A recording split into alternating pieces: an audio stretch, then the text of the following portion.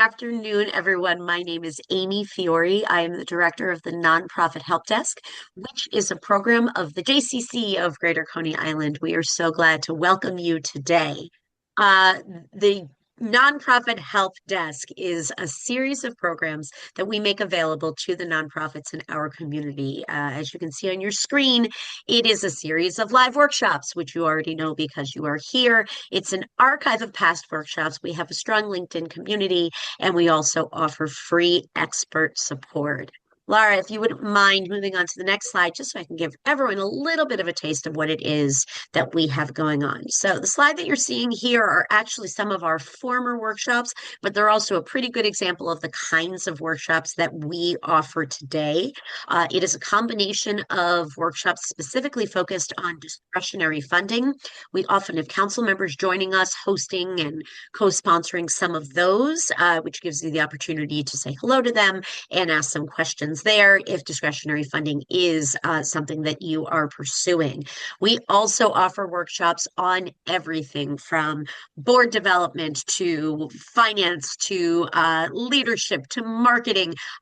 Really try to provide an array of topics that are imperative to nonprofit organizations. If there are any coming up, be sure that you register for those. But if there are any that, if for example, you're seeing on the screen and you think we don't have it on our roster for this year, visit us at nphd.org.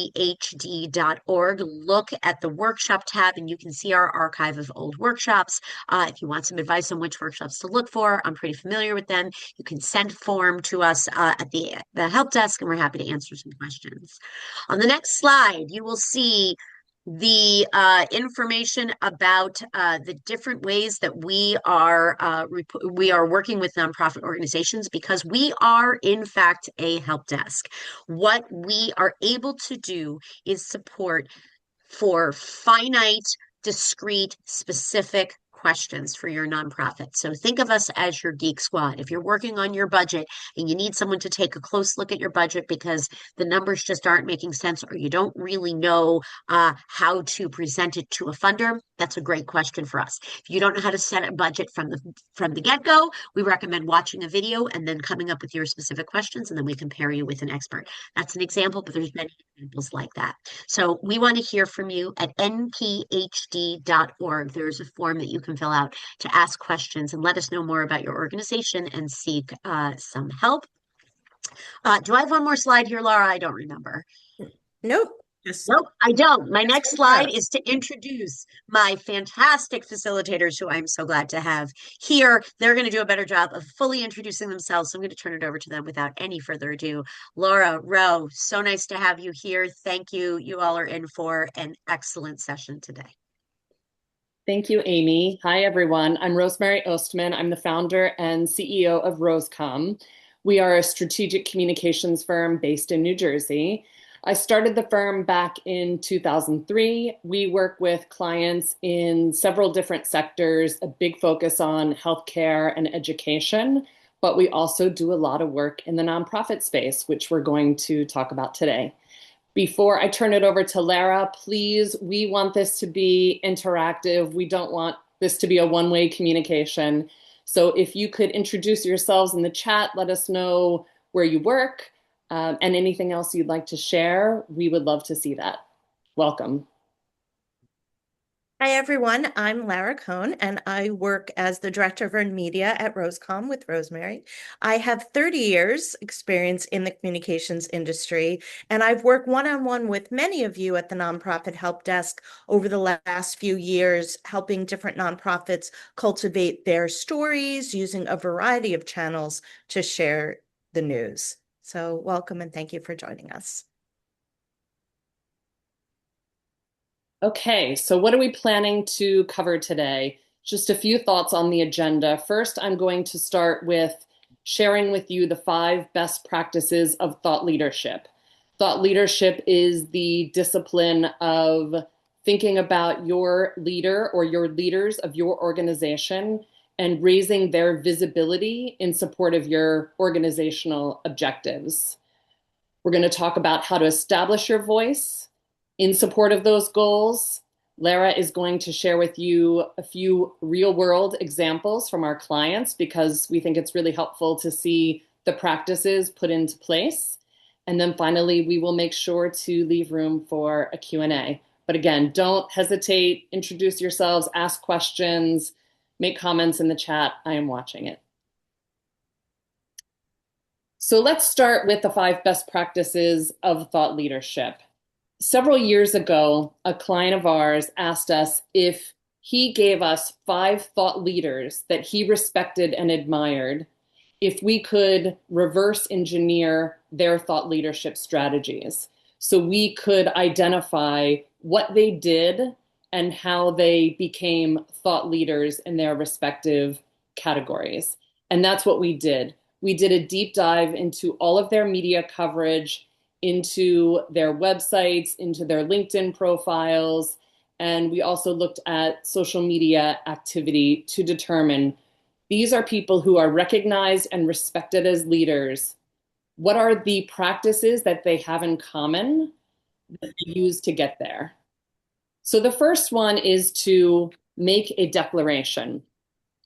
It's really important for you to understand that you as a thought leader are not there to sell something.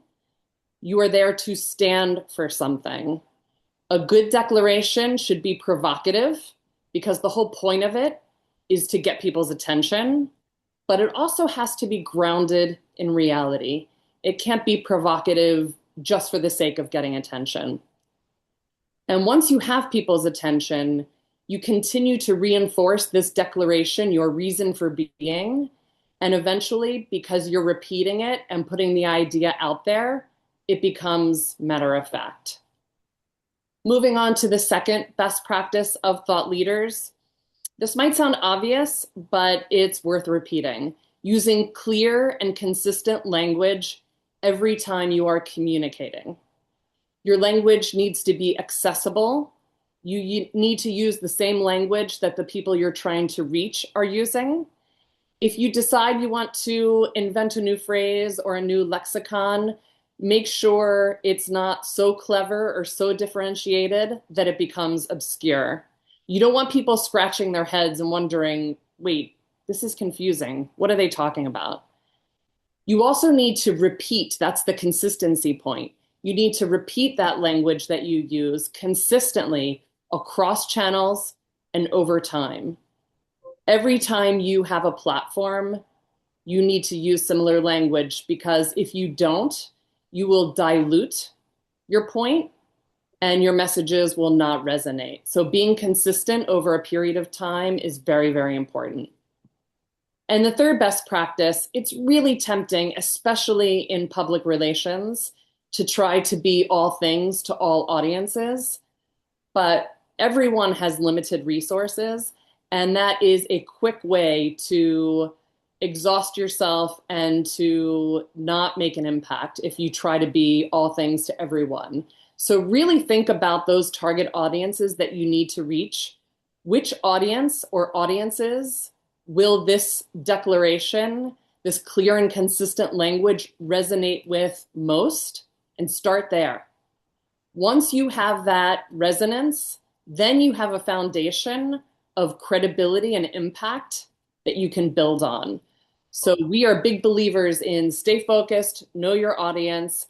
We have a client or had a client several years ago who was launching an enterprise software platform.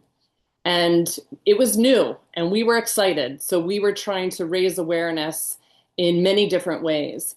And one day he said to us, what I need to be successful in my first year is I need 5 customers. I need them deeply deployed and delighted. Of course, I'm a language person, so I love alliteration, so that always stuck with me. But it was a really great framework for thinking about how to invest our time if what we were considering was not going to help us win one of those 5 customers or make a short list of customers deeply deployed and delighted, it was a waste of our time. It was time to move on. So really remember to stay focused. And then keep good company. This is one of our favorite best practices, especially if you are small or emerging.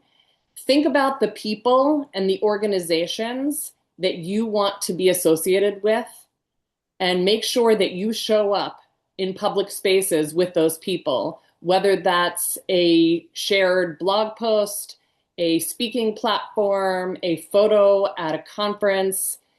The company you keep, especially when you're small and emerging, says a lot about who you are.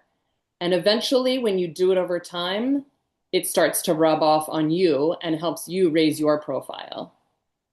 And then finally, think beyond yourself. Your audiences want to associate with organizations that are not entirely self-interested. When you demonstrate that you have an expertise, that you can be a resource to other organizations, then you are demonstrating passion. And that is a key ingredient of any thought leadership strategy. So while we all have near-term goals that we're trying to achieve, one of the best practices that we unearthed is that willingness to think outside of the near-term goals and to lend support and your voice to advocate on behalf of others.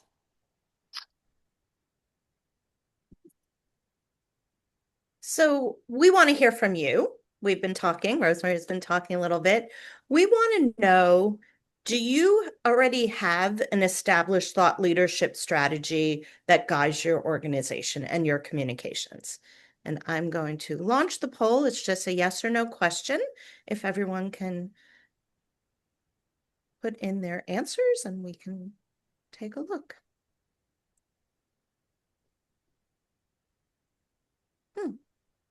Okay, almost all of you have answered. Give another second.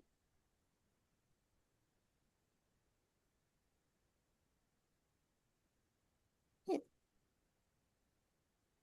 think we're good. I think we're good. Yep. Okay. So it looks like most of you, 75% of you, do not have an established thought leadership strategy, which is maybe why you logged on today to learn, but 25% of you do.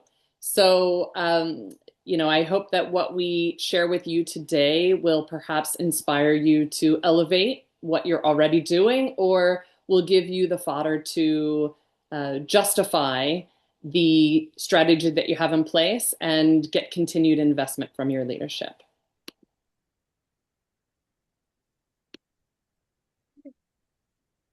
Okay, so now that we've talked about what those best practices are, let's talk about a cross-channel strategy.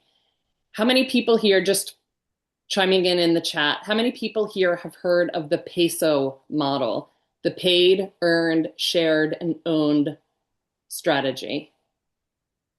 This is not something that Lara and I invented, but it is an approach that we use to guide every communication strategy that we create for our clients.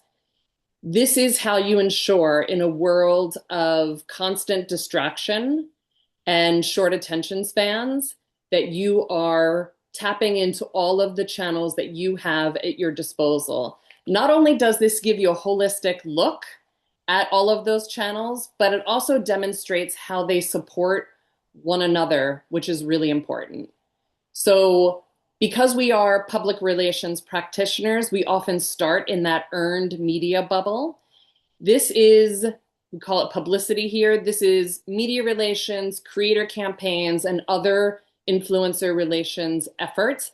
This is where you have not paid for the exposure, but you have earned the exposure. So someone is telling your story because they believe that it's newsworthy, or they believe it's a story worth sharing. So we believe that starting from a place of earned media is a great way to understand whether or not you have a newsworthy story. So if you can pitch that story to the media and convince them to cover it, or to interview your subject matter expert, you've got a great story. And you can think about how to tell that story across the other bubbles. The shared bubble is largely social media.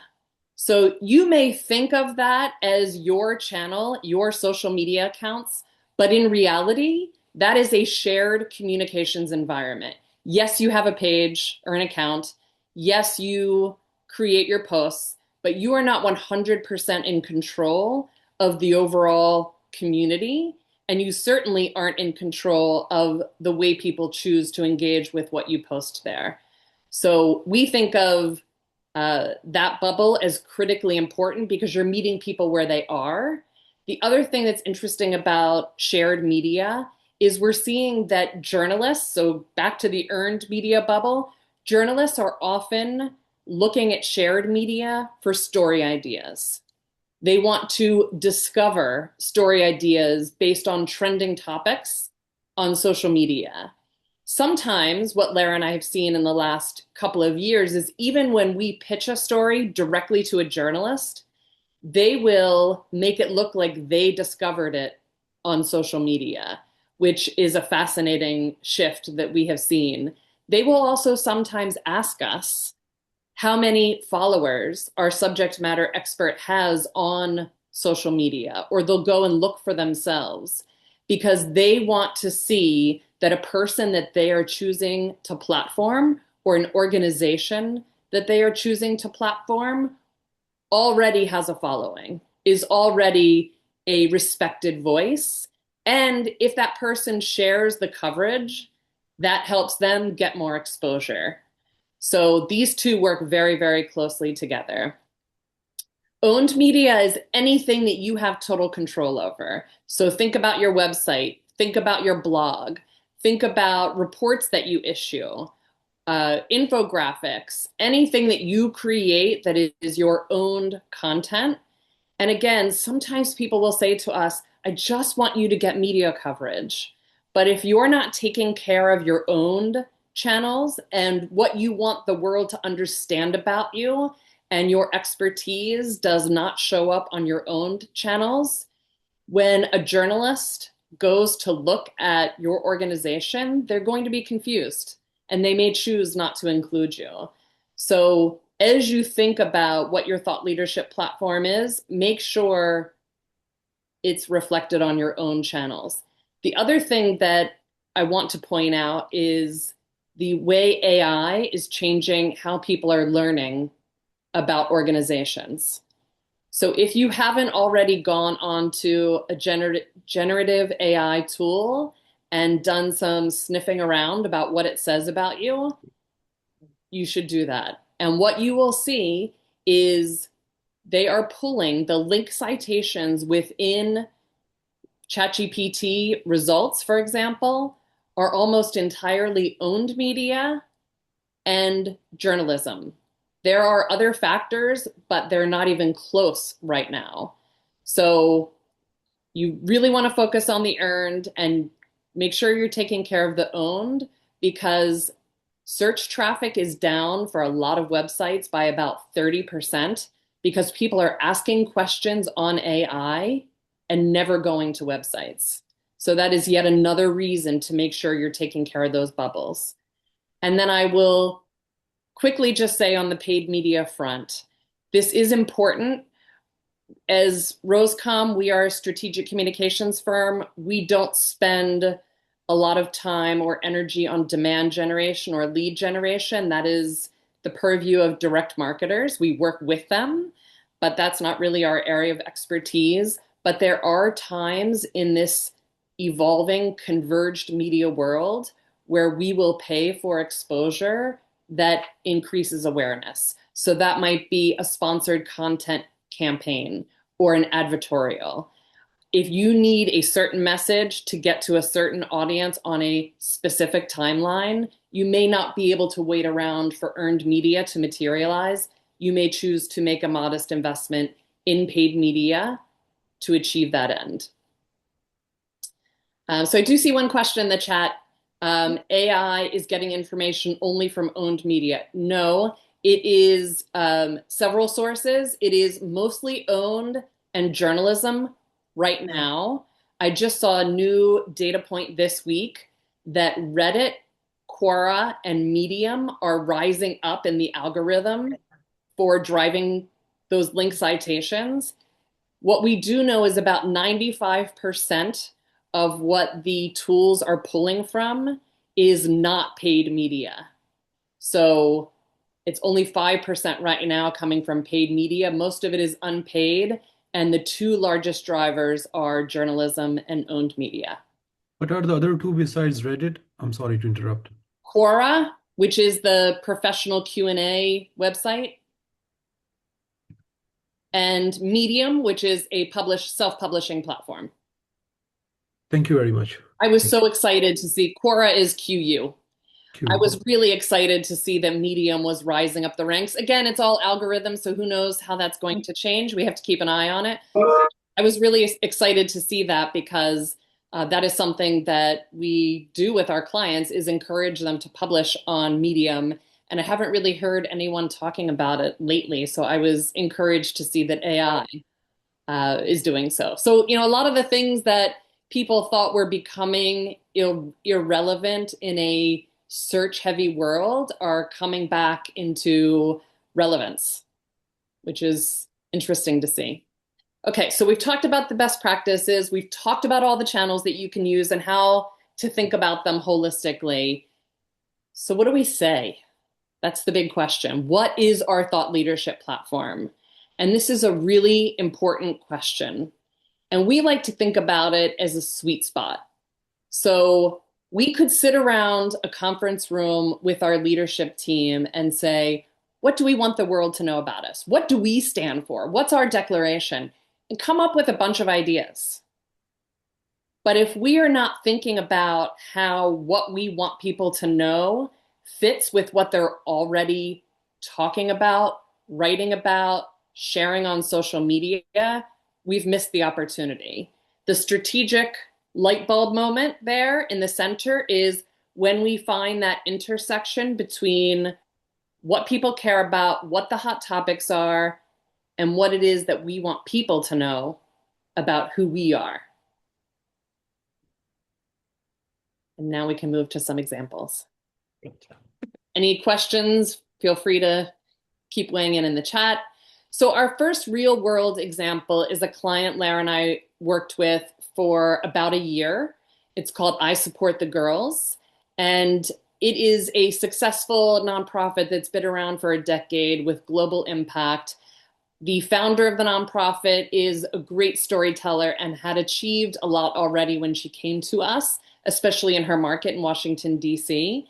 And she came to us to say, I want to continue to raise awareness of I Support the Girls, but I really want to think about me and my voice as an advocate on the issues that are in the news. There are a lot of people talking about the subject matter that is near and dear to her heart, which is menstrual equity and period poverty. Her nonprofit supplies bras and menstrual hygiene products to people in distress around the world. So we had to work with her to figure out how can her voice be different. And we came up with this real talk idea that while a lot of people were being provocative for the sake of being provocative, she was coming with real talk to the conversation. She also has a really interesting accidental social entrepreneur story that we wanted to tap into. She didn't mean to start a nonprofit. We wanted to raise I Support the Girls on a national stage. As I mentioned, she said to us, don't even bother with Washington, D.C. I'm already all over the place there. Help me get to the next level. And then, of course, everything we did had to be done with that organizational objective in mind. We can't always have a call to action to donate in everything that we do, and we can't always attribute our results to donations, but we knew that we had to carry that forward in all of the work that we executed on her behalf. So what I'm going to do is I'm going to take you through how we applied the 5 best practices that Rosemary talked about in working with Dana. So on the screen here, you're going to see there's a number of different local media coverage that we've gotten for her, as well as national media coverage. In the center, the Kelly Clarkson Show. She was named as the Good Neighbor of the Year last year. And there's a number of different types of articles where she's an expert source or where it's a one-on-one interview with just her. So the first one that Rosemary talked about for the best practice is make a declaration. With Dana, what we did is we anchored her leadership around a bold declaration on menstrual equity, that periods don't stop for natural disasters or a crisis. She called this ongoing inequity in access to menstrual products in the US and worldwide her mission statement. And she emphasized that women are not being adequately supported. So that's what you'll see. She worked with a number of different organizations. Really, her message was fearless. It was clear. She was unafraid to tackle what many still consider a taboo subject, periods, bras, and menstruation in girls and women in workplaces and in schools. Number two is know your audience. So what we did is we carefully targeted her messages to reach a wide variety of donors, partners, influencers, global organizations, because her audience really ranged from nonprofit stakeholders to even cultural figures whose platforms could help amplify her mission. And that really ensured that every story landed with maximum impact. And then talking about the influencers, number three is keep good company. So what Dana did, and we work with her, is to really align herself with credible partners, with different advocates around the world, including nonprofit leaders, various subject matter experts, and entertainment figures.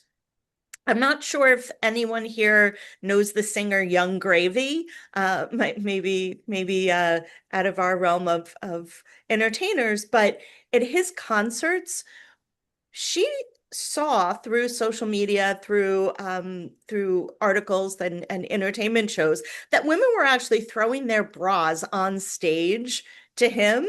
And she saw that, she took that opportunity to connect with him, to go to his concerts, and to collect those bras to be able to donate those to the women that she serves and those women in need. And that got extensive social media awareness and made that connection. And it's, I will say, it's one of the top pins on her Instagram page right now. If you go take a look, she's kept that up there forever. So it's the company you keep. His followers became her followers. Number four is think beyond yourself. So she consistently used her platforms to amplify others. And that's especially organizations that lacked a voice or infrastructure globally. So she was yes, she was based in Baltimore in the DC area, and she worked with US organizations, had different affiliates around the country, but she also advocated globally. She worked with groups even in the Middle East, providing them visibility and warehouses for distribution in their communities. She also demonstrated selflessness, prioritizing her mission above her personal recognition. And there is an example, if we have a minute, I want to show you. If not, we'll send you the link, where she tapped into other experts to take media interviews for her. Those are leaders in her organization when she was unable to do them, ensuring that the momentum never stalled and that the mission was out there constantly. And then lastly, use clear and consistent language. Dana's real human talk really took complex issues and made them relatable and accessible. We always made sure her messaging was direct, consistent, authentic, and that really reinforced her role as this fearless advocate and building her trust across a wide variety of audiences. Okay, let's just see. I just want to show you a quick, I think we have a minute. So as I mentioned, Dana was awarded the Good Neighbor of the Year award by the Kelly Clarkson Show. If you've seen that show, you see every month they nominate someone. And then at the end of the year, this was last December, she won the overall prize. And so it was on a national show, but what I find is interesting here is this is taking a national show and bringing it local to her market as well. And you will see where she used a different expert for the interview. Let me just play that. Get my cursor. There we go. Well, here at News 4, we are giving a huge congratulations to a local nonprofit making an impact in our community. Yeah, and the winner of Kelly Clarkson Show's Good Neighbor of the Year is from right here in Maryland. Take a look at the announcement. After a lot of deliberations, the decision has been made, and it was super close. But this year's Good Neighbor of the Year is... Yes. I support the girls in Washington, D.C.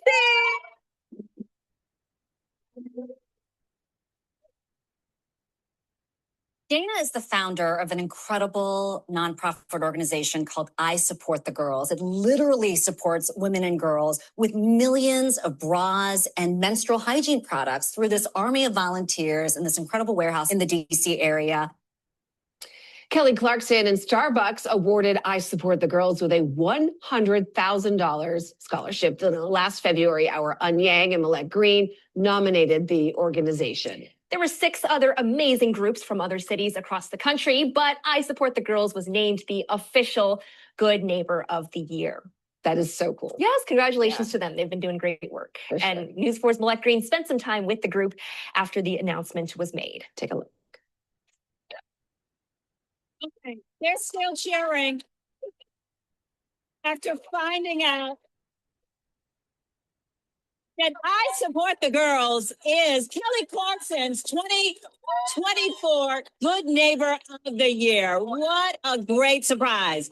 Oh my goodness. Let me bring up Rachel Heger with the I Support the Girls staff. You handle all of the output of the product. I do an awful lot of it. It's a big team effort, of course. So I have a lot of my great team behind me as well. Oh my goodness. So Dana is, on the couch with Kelly Clarkson. You guys had no idea. I'm just going to stop it there. I don't want to take too much time away, so we have time for Q&A. But you see in that segment, that was one of her directors that spoke on behalf of the company, and you can watch the whole segment when we send that to you. Well, here. Okay, we're going to go to poll question number 2. And let me just bring that up. Oh, sorry, everybody.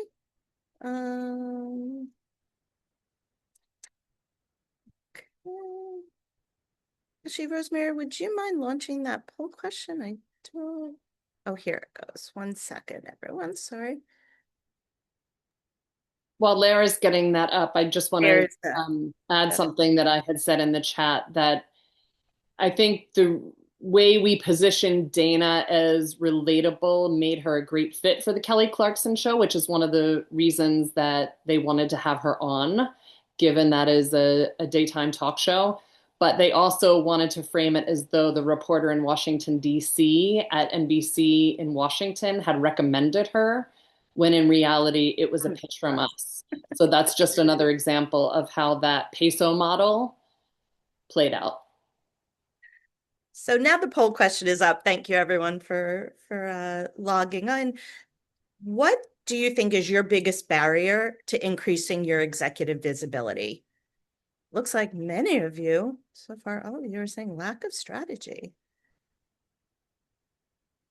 We'll keep it up for a few more seconds as people are answering. And time.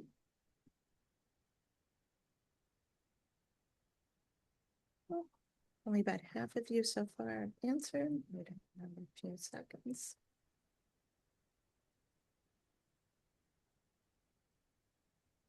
So while we're getting answers to that, Rebecca has asked us to define executive visibility.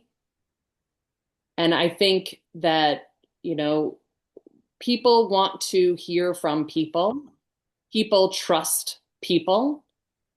So for us, executive visibility is taking a look at who are the leaders of our organization, what is their role as spokespeople for our organization, and how do we create a strategy that raises their visibility as the leader? And as I said on the sweet spot slide, part of that is, what do I want to be known for? What do I want our organization to be known for? And there's a blurry line between those two things. But also, what are the people I'm trying to reach, whether it's my donors, my partners, grant organizations? What do they care about? What are they talking about? And how can I, with authority and with trust, enter into those conversations and use that visibility to focus on my own goals, our own goals as an organization. So again, it's not just about raising awareness of your brand, but of the people leading your organization. Let me know if that makes sense or doesn't make sense. I've shared the results. So it looks like the majority of you have answered lack of strategy. What we generally hear is, obviously people come to us because they don't have a strategy and we build one for them. But we often hear, I don't have time, or it's not about me. It's not about me as an individual, it's about the organization, which goes back to what I was just saying to answer Rebecca's question about executive visibility. It is about the people. You do want to be careful for, and this is actually setting us up for our next example, with raising the awareness of one person at the expense of other people on the leadership team, because you need to be able to facilitate a positive executive transition when someone leaves. But it is about the people, and that's the point. Okay, which is the transition to our next example, which is the Maryland Food Bank. The Maryland Food Bank is a statewide organization. It's a $10 million organization that collects and distributes food to all of the organizations, the soup kitchens, the shelters, et cetera, across the state that are dealing with people facing food insecurity.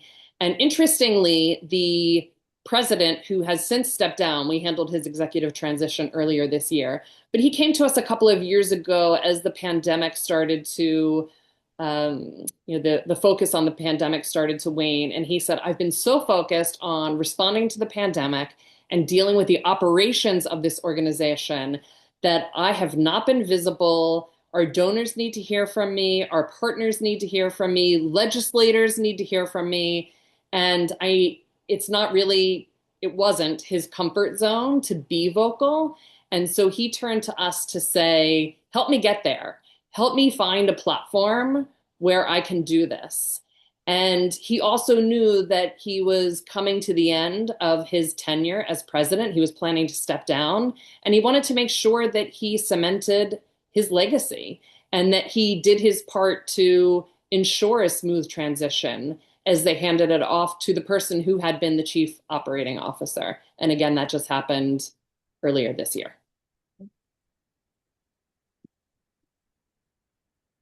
Okay, so as we did before, I'm going to take you through the 5 best practices of thought leadership that we use for the Maryland Food Bank and for Carmen. So again, on the screen here, you're going to see a number of different media. They were podcasts, they were newspapers, local, national. Next Avenue is a PBS magazine, actually. Authority is part of that Medium platform that Rosemary talked about. So we have a lot of different national and local organizations and media that we reached out to here. So the first one, make a declaration. What we did is we anchored Carmen's narrative in a bold mission-first statement. And that was, our goal is to put ourselves out of business. I mean, not many companies will say that. But again, because they want to fight against food insecurity, that nobody will need their help anymore. So that really became the memorable, repeatable framing for media, for donors, for partners. So we use that externally and internally. Number 2, know your audience. We shaped his voice to really resonate with donors, corporate partners, peer organizations, and the media, both nationally and locally. Most local media knew him. The national media, he was not as vocal on that stage. We avoided overly intellectual CEO speak. We really made sure that his voice was grounded, his message in dignity, in cultural reference, and even his own childhood experience with food insecurity, which was very interesting that we learned about this once we did some messaging framework and platform with him. He told us that looking back, I realized how close we were to being one event away from food insecurity. That quote was then used in his interviews and in media coverage. Again, making sure that he was vulnerable, he was authentic, and he was himself. And it really connected him to his audience.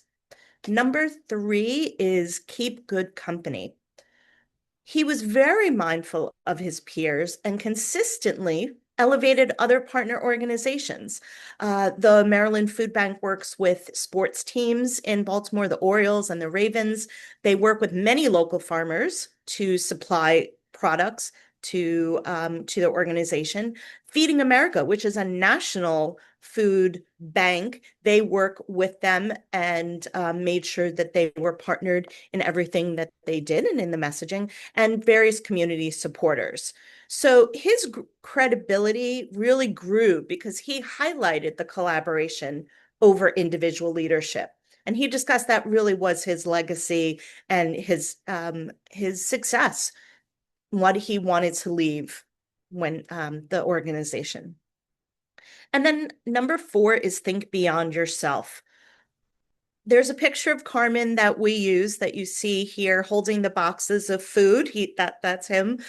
He showed humility, hands-on service, volunteering, packing boxes, really being present with both staff and the volunteers in the community. So we selected those photos, this photo in particular, that reinforce that narrative. So it's about the messaging. It's also about the visuals, showing him leading through action. And that's the images that we wanted to accompany the pieces. In media interviews, he focused on, as Rosemary was saying, the long-term organization success, what he would leave the organization with when he stepped down as president. And he really talked about his transition and mentorship also beyond his tenure. So that was something that was very big and important to him to leave.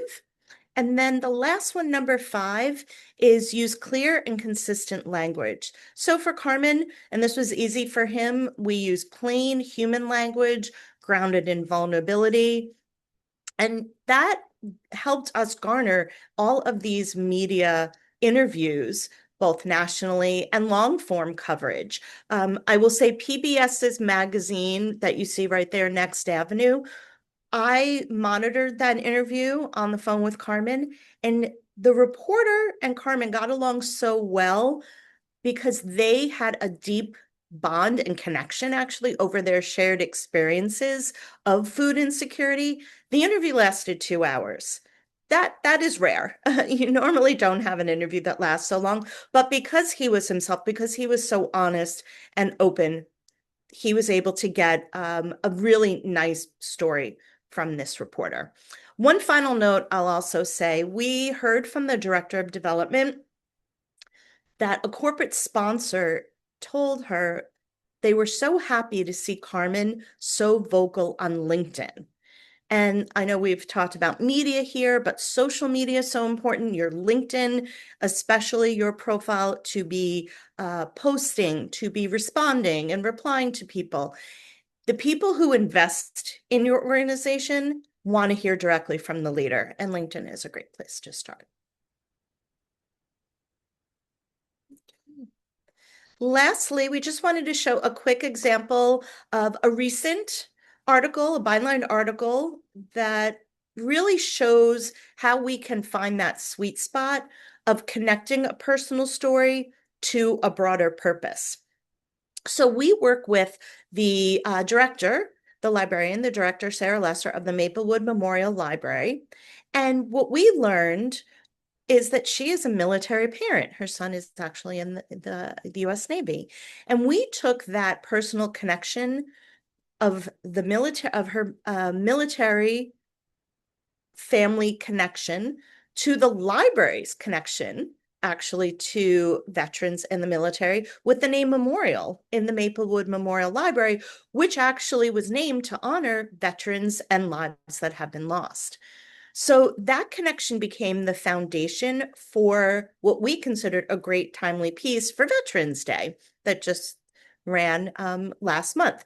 And we pitched this, we helped her draft the piece, worked with her, and pitched it to NJ.com, which, if you're not in the New Jersey area, it is one of the largest state media, online, offline. It houses all the local newspapers. So you wouldn't really think of a library as a natural Veterans Day story, but we found a way to make her personal connection, her narrative, relevant in this context. And in talking about the company you keep, we highlighted in the piece a local veterans post that contributed to the library's recent renovations. And then we also included a local resident and staff member who is a veteran currently working at the library. So all of this just underscored the importance of community and that personal connection to your story. All right, so I think we have a few minutes. So before we open it up to your questions, we would love to know, and please raise your hand, please put it in the chat box. After hearing from us today, what are you motivated to do?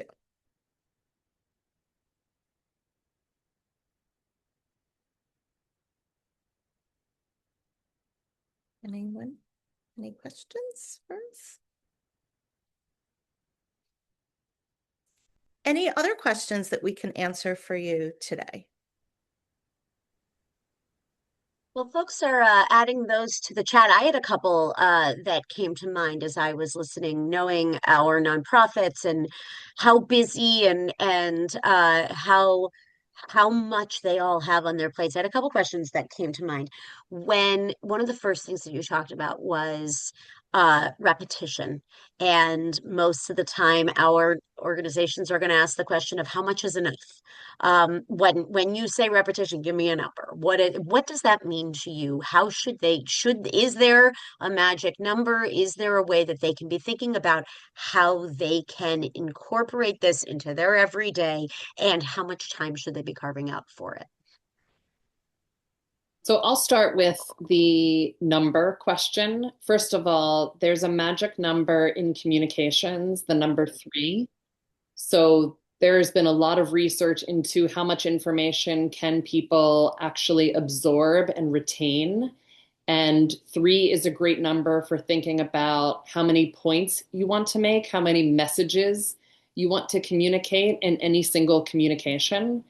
And then being consistent about reinforcing those 3 messages over time, because effective communication is never about one single communication. It's never about one email, one social post, one speaking engagement.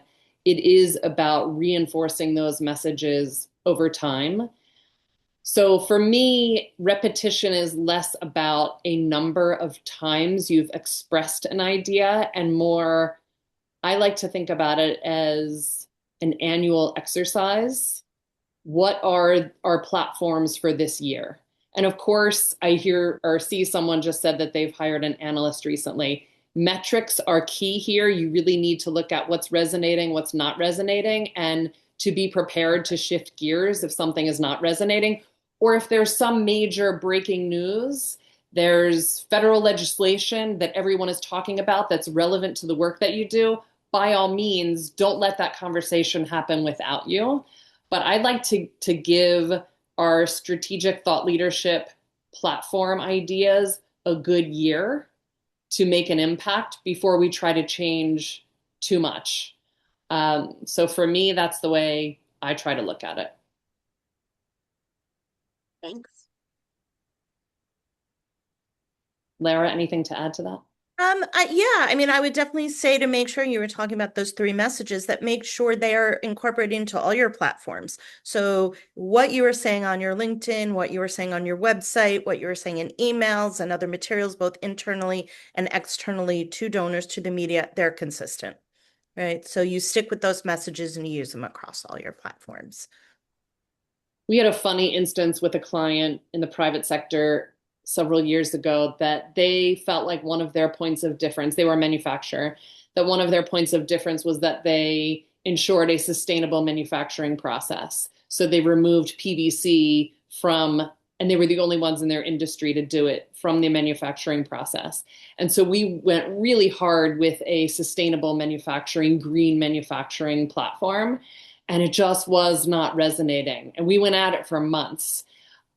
So we decided, you know what, let's bail on that. Let's swap in something else. And as soon as we did that, we got a cover story in a manufacturing a magazine all about sustainable manufacturing. So we sort of laughed like, yeah, that one took 12 months to resonate.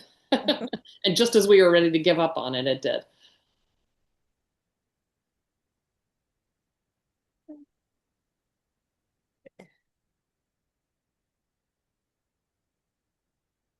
Any other questions? I will also put up on the screen. We would love your feedback. We have a survey. If you have a moment to scan this QR code and send in your comments and insights. Someone posted that they hired a marketing analyst. Again, metrics are great for justifying this work. So looking at how things are performing on social, how different initiatives are driving traffic to your website, looking at some AI tools to see how this thought leadership work is informing the way you appear in those tools can be really, really effective in making your case. And then Jean also said they have a strategic planning committee in place to look at things like this. This is a great place to tap into your board of directors.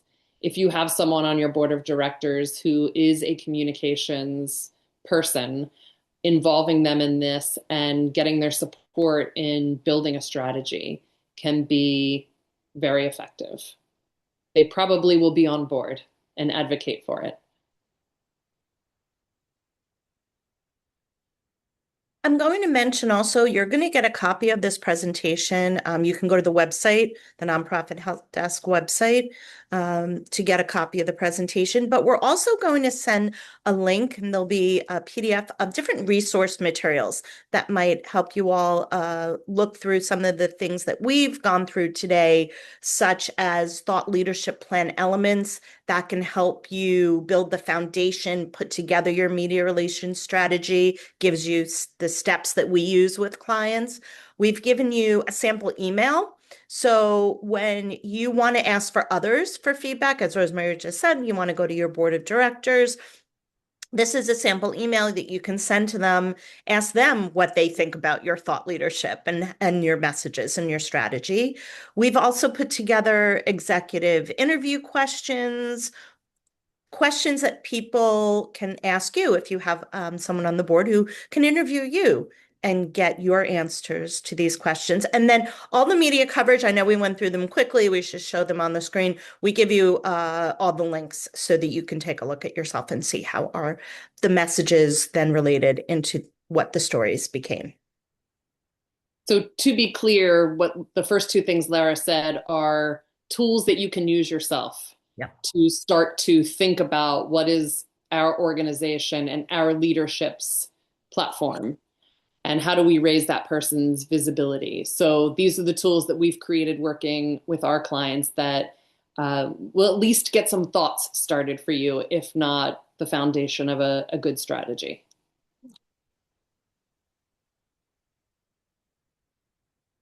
I'm also going to put up on the screen if you'd like to connect with us. That's our website, and you can follow us on social media as well.